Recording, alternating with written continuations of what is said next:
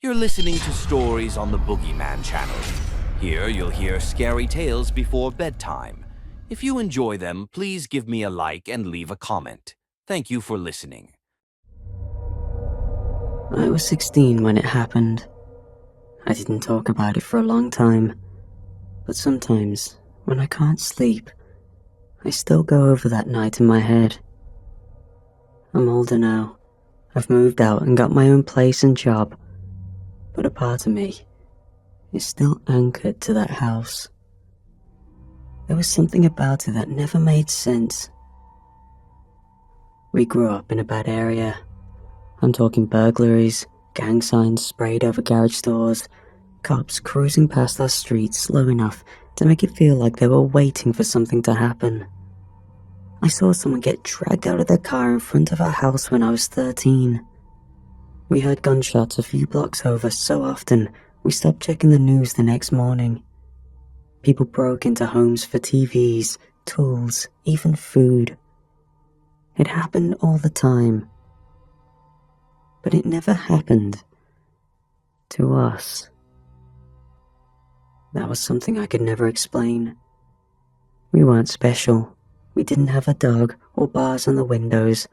We didn't even have a working security system.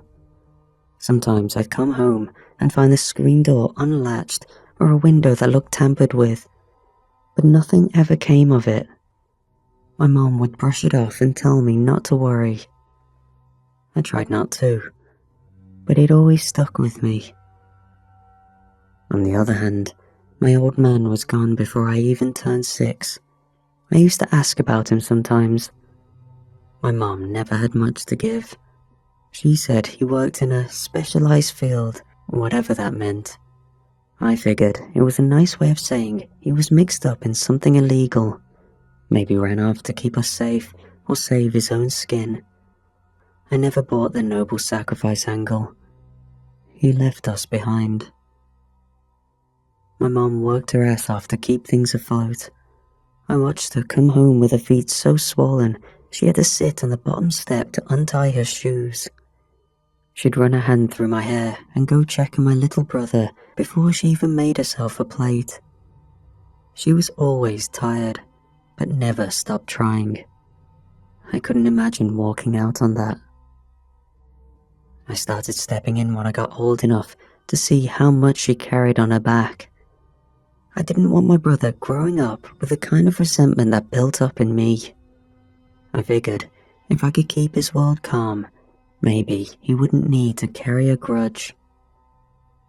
His name was Michael, same as our father.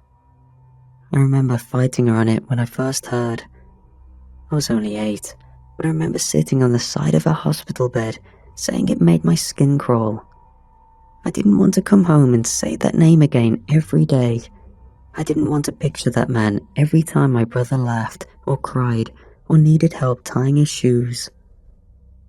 But she wouldn't budge.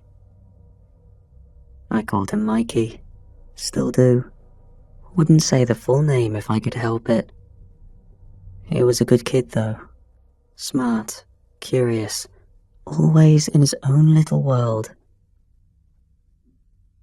My mom got the call on a Thursday night, about 20 years ago. She didn't say much when she answered. She only stepped out onto the porch with her coat still on.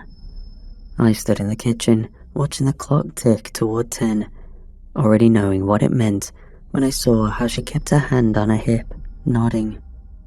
She came back in after a while, and before I could ask, she rubbed the side of my face and told me she needed to leave in the morning.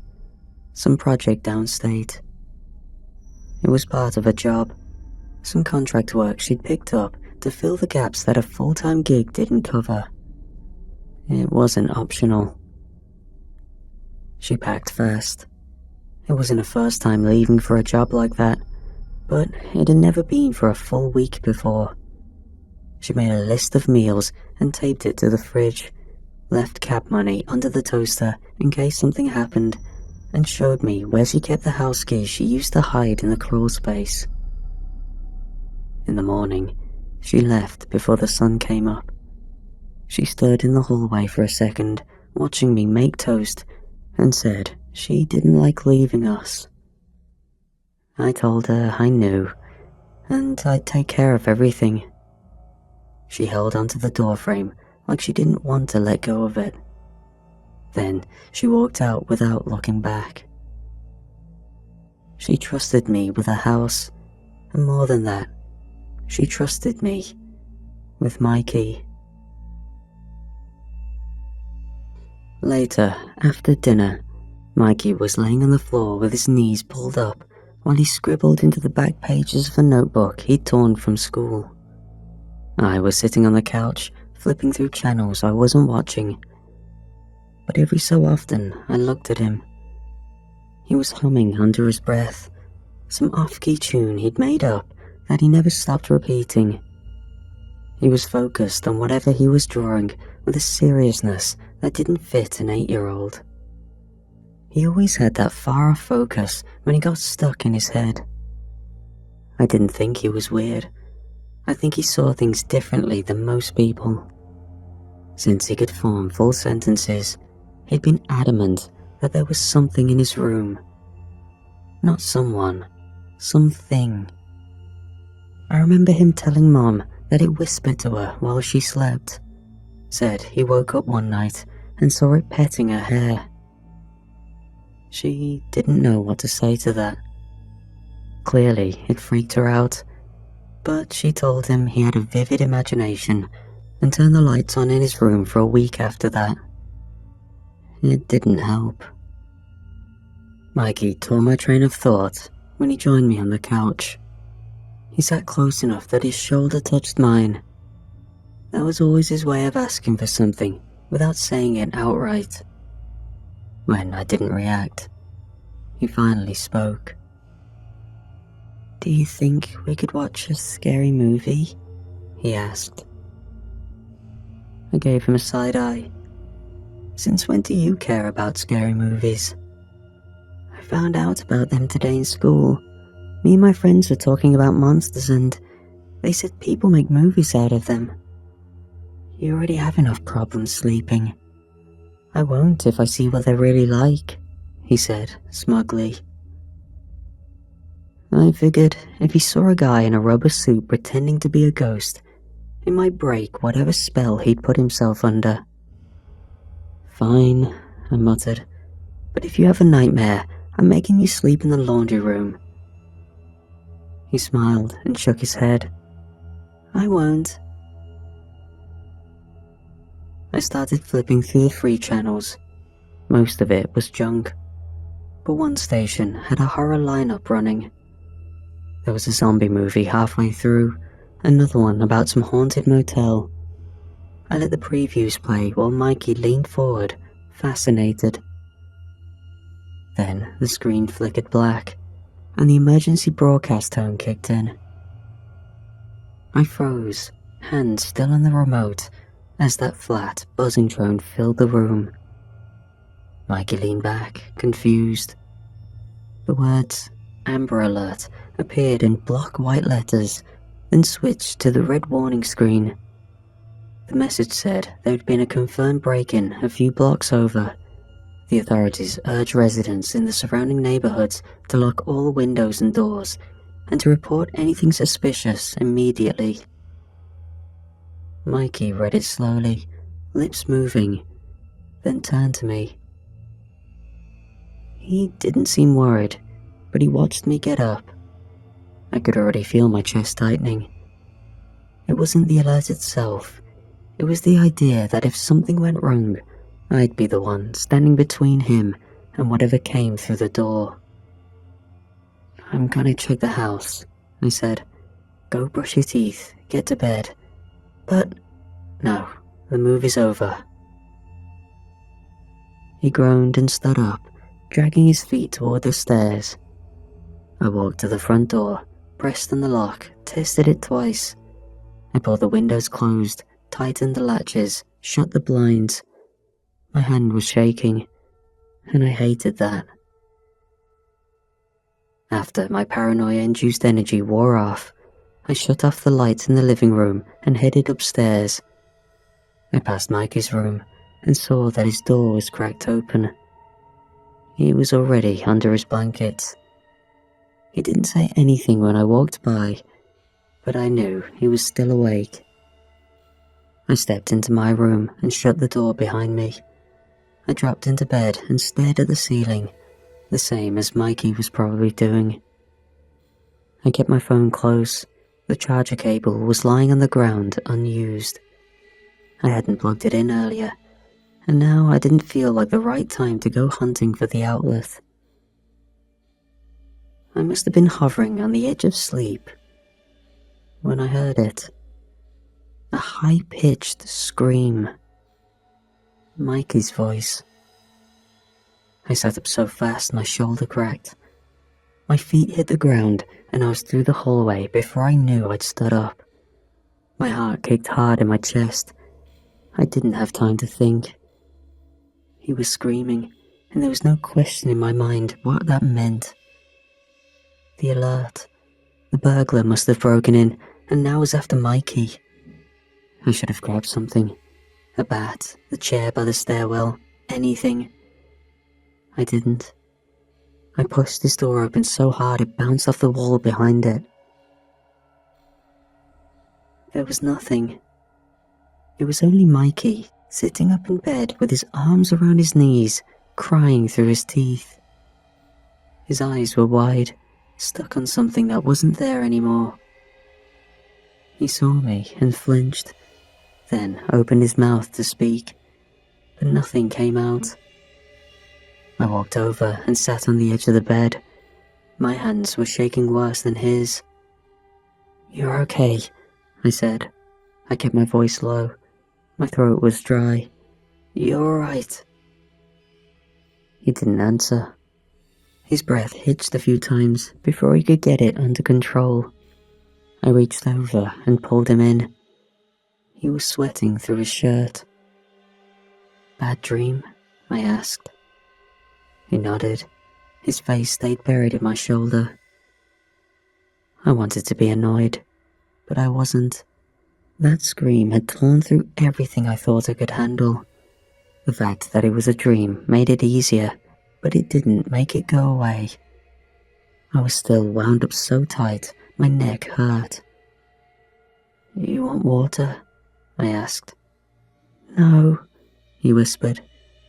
"You want me to sit with you a bit?" He nodded again. After a minute, he pulled away and wiped his face with the sleeves of his pajama top. He wouldn't look at me. "It was the monster again," he said. I glanced around the room, taking it in.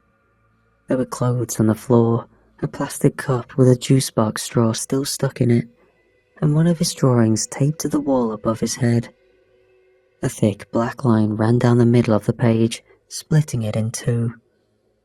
On one side was a boy with a balloon, and the other side was a weird figure made of scribbles.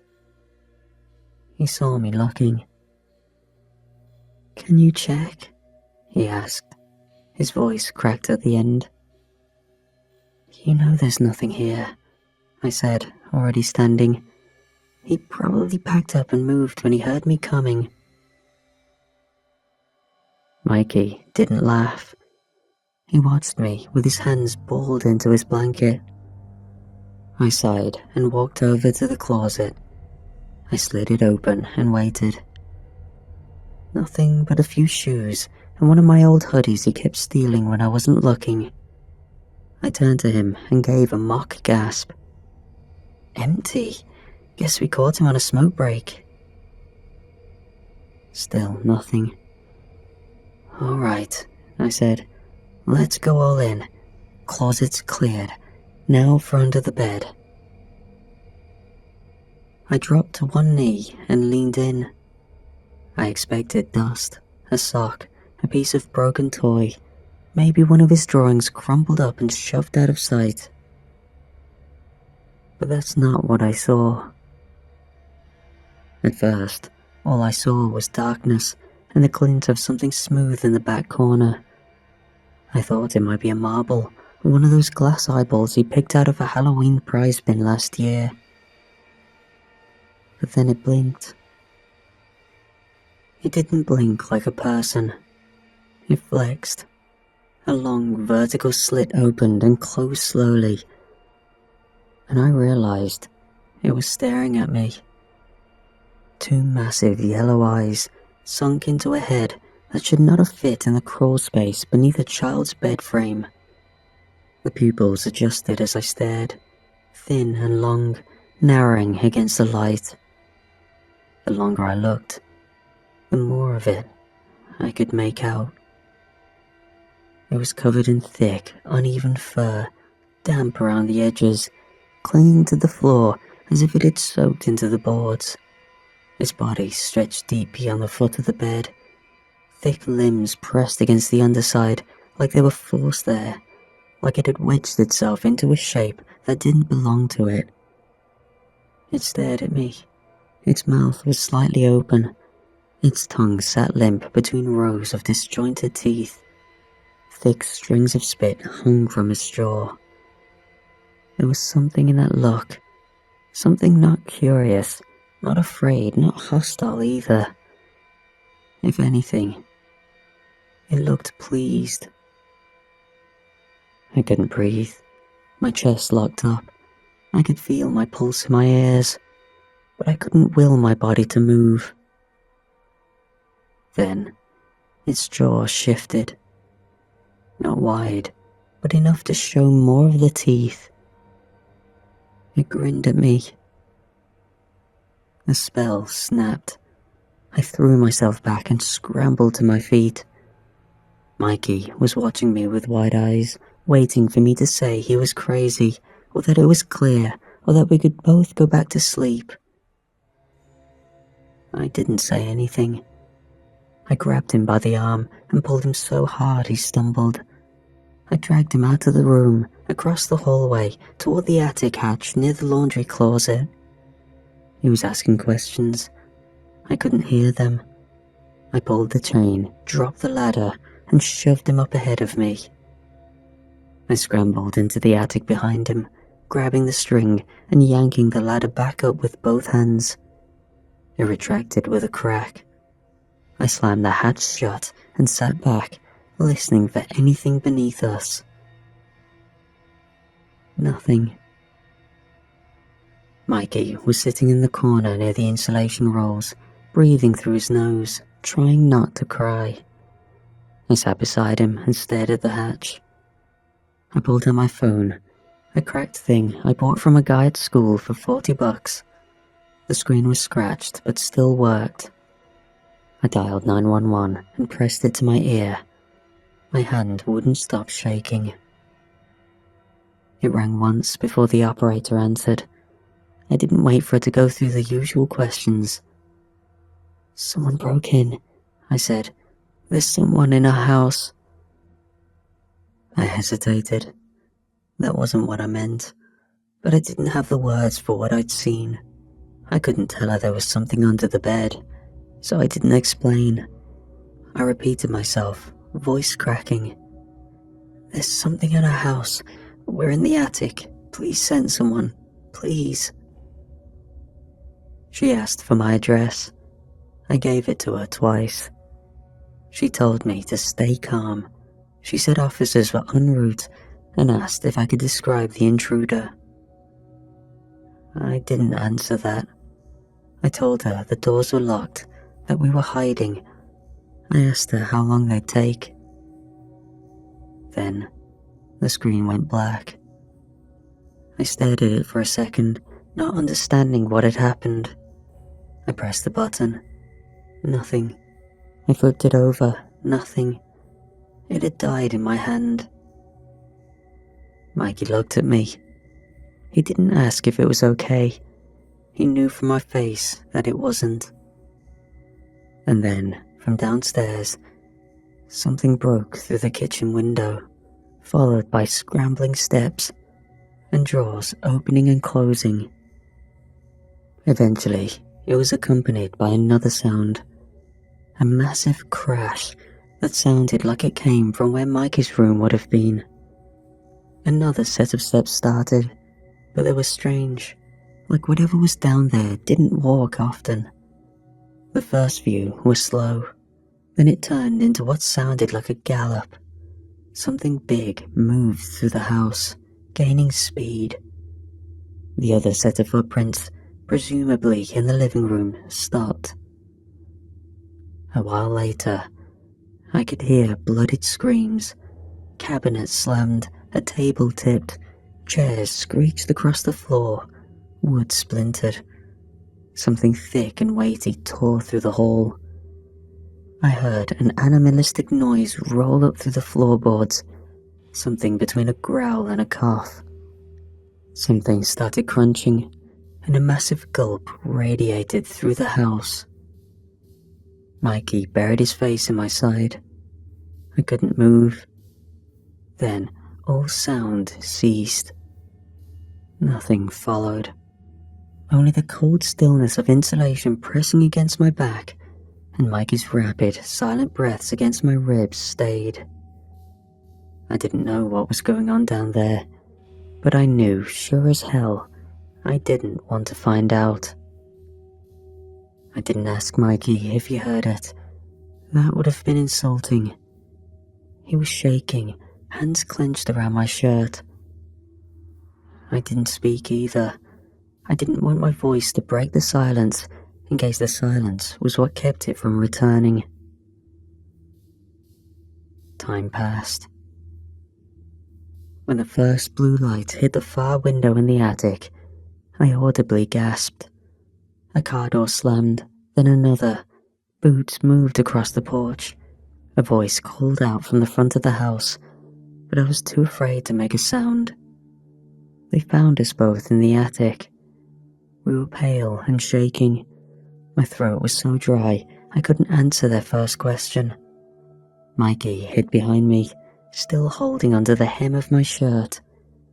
One of the officers stepped in gently, eyes scanning the hallway, his free hand near his hip. They led us downstairs once they confirmed we were alone. The house was a wreck. The dinner table had been split in two, its center legs crushed inward. 2 chairs were broken in places, one lodged halfway through the drywall. The cabinet doors hung open, and their contents scattered across the floor. A streak of something dark had smeared across the linoleum.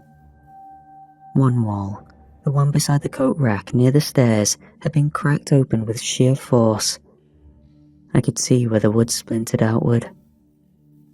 The broken kitchen window let in a gust of wind, and on the floor below it was a pistol. The officer picked it up with gloved hands. He turned it to his partner and said something I didn't hear. From what I overheard, they identified it as having belonged to the man from the Amber Alert, the burglar who'd been breaking into homes nearby. One of the officers patted my shoulder. He told me I'd done a good job, said calling it in had probably saved both our lives. His tone carried confidence. He looked past me a few times while he spoke, scanning the room as if something might still be standing in the shadows. He said the guy must have broken in, panicked, and fired off a round before trying to escape, or maybe something else scared him. They didn't know. No one had found anything at all, and they never found that man after this. I nodded and kept my mouth shut. I didn't see a reason to correct him. I wouldn't have known what to say if I tried. Years later, I kept thinking about what the cop said, that maybe something scared him off. I never saw the thing under the bed again after that night. I don't think Mikey did either. He stopped talking about it, but I've thought about it more than I care to admit. That night, it could have followed us up to the attic, but it didn't. And I've come to believe it wasn't haunting Mikey at all. It was guarding him.